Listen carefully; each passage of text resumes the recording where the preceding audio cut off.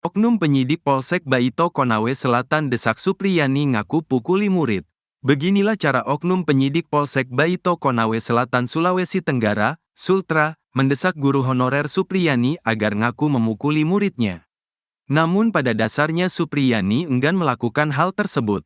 Ia pun diteror dengan telepon agar terus membujuk Supriyana mengaku. Seperti diketahui, kasus guru aniaya murid ini akan memasuki persidangan perdana pada Kamis, tanggal 24 Oktober tahun 2024.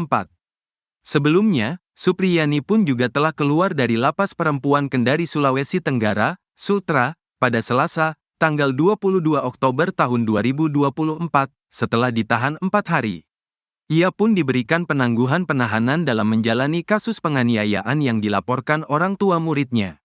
Saat keluar dari lapas, Supriyani pun sempat mengungkapkan bagaimana penyidik Polsek Baito mendondor dirinya agar mengaku.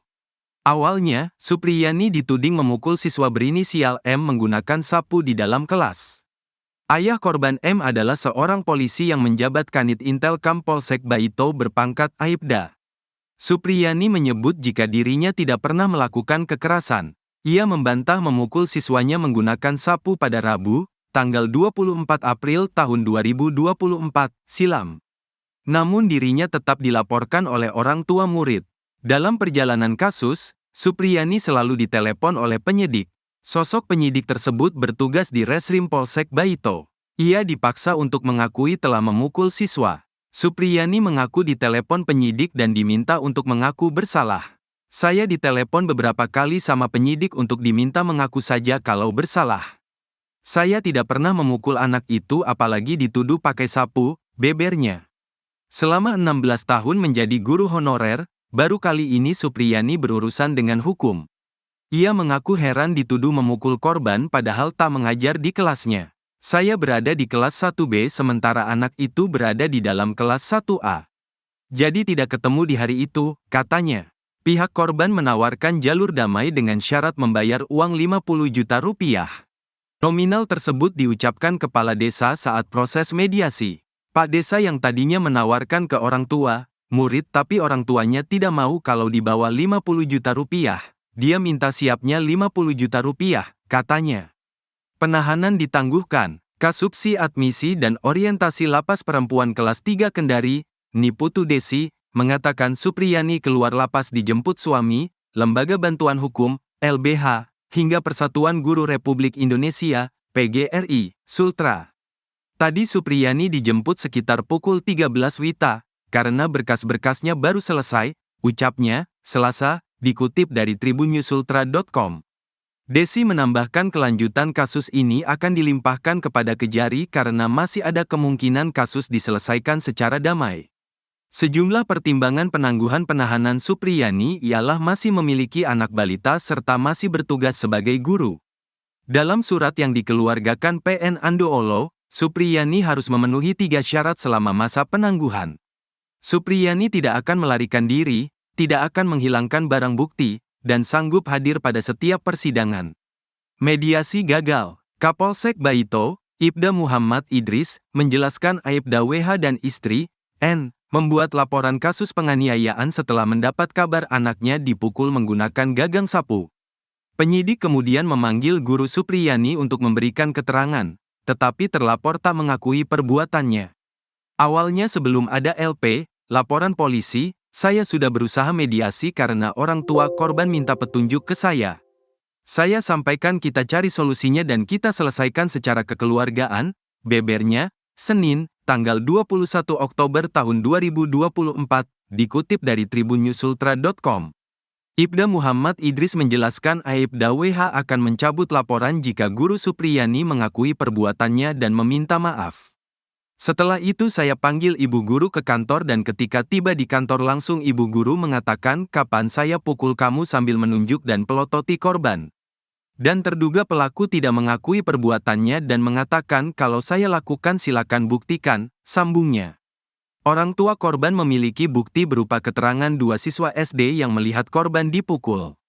Kedua saksi merupakan teman korban dan melihat langsung kejadian tersebut, katanya. Menurutnya, orang tua korban semakin marah melihat guru Supriyani tak ikhlas meminta maaf. Sebenarnya orang tua sudah luluh hatinya untuk berdamai. Namun setelah mendengar info bahwa terduga pelaku minta maaf tidak ikhlas sehingga orang tua korban meminta agar kasusnya dilanjutkan sesuai dengan prosedur hukum, katanya. Proses mediasi antara Guru Supriyani dengan keluarga Aibda WH gagal sehingga dugaan kasus penganiayaan siswa diselesaikan di pengadilan. Supriyani dilaporkan memukul anak Aibda WH menggunakan ganggang sapu di dalam kelas. Aibda WH merupakan Kanit Intelkam Polsek Baito, Kabupaten Konawe Selatan, Sulteng. Kasus ini disorotan lantaran Supriyani mengaku tak memukul siswa. Bahkan, Supriyani sempat ditahan di lapas meski membantah. Sebelum sidang perdana dimulai, keluarga Aibda WH menghampiri Supriyani dan meminta kasus diselesaikan secara mediasi. Namun, pihak Supriyani menolak lantaran berkas perkara telah masuk pengadilan. Dengan adanya persidangan, Supriyani berharap kebenaran kasus ini terungkap termasuk upaya keluarga korban meminta uang damai sebesar 50 juta rupiah.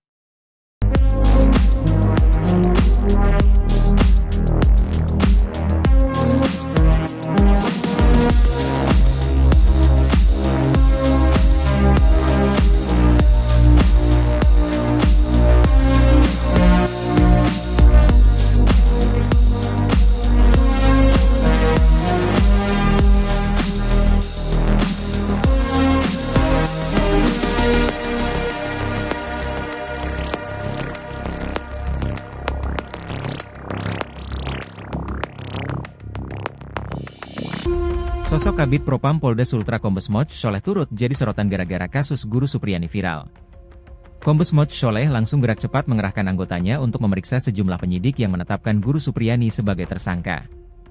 Beberapa penyidik Polsek Baito, Kabupaten Konawe Selatan, Provinsi Sulawesi Tenggara, Sultra, telah diperiksa. Guru Supriyani ditetapkan jadi tersangka atas tuduhan menganiaya murid SD kelas 1 yang diketahui sebagai anak polisi. Pemeriksaan dilakukan tim dari Polda Sultra yang ditugaskan mengungkap fakta sebenarnya dalam kasus yang dialami oleh guru honorer tersebut.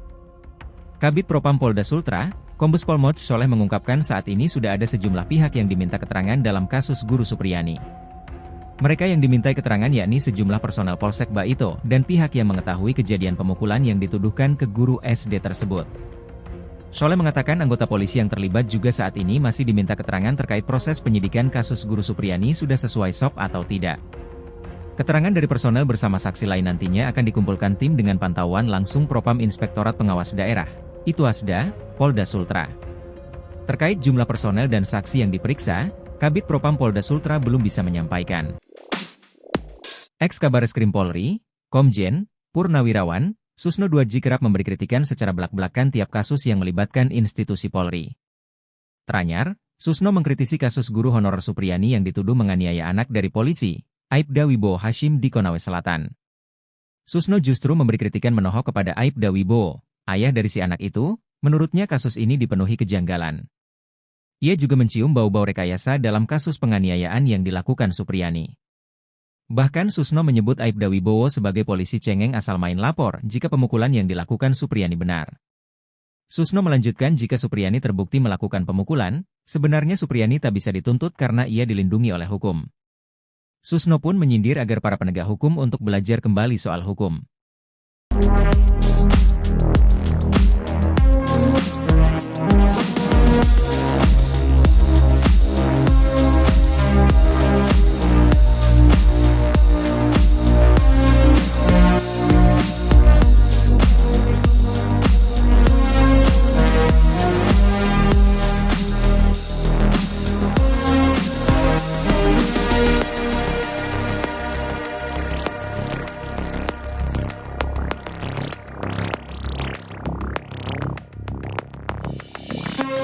Sultra. Supriyani adalah terdakwa kasus kekerasan fisik anak yang saat ini sudah masuk tahap persidangan. Ia dituduh menganiaya muridnya sendiri yang merupakan anak polisi. Terlepas dari kasus yang menjeratnya saat ini, terungkap bagaimana keseharian Supriyani. Meski berprofesi sebagai guru honorer, ia tidak bergantung dari satu sumber mata pencaharian. Terlebih kondisi gaji guru honorer yang tidak menentu, mengharuskannya bekerja lebih giat lagi. Sehingga, waktunya sehari-hari dihabiskan hanya untuk bekerja. Terlebih, ia harus mengumpulkan uang untuk kebutuhan hidup dan membangun rumahnya yang masih seadanya. Kepada tribunnews sultra.com, tetangga guru honorer tersebut menceritakan keseharian Supriyani. Suyatni, 57, menyebut tetangganya tersebut jarang berbaur dengan para warga.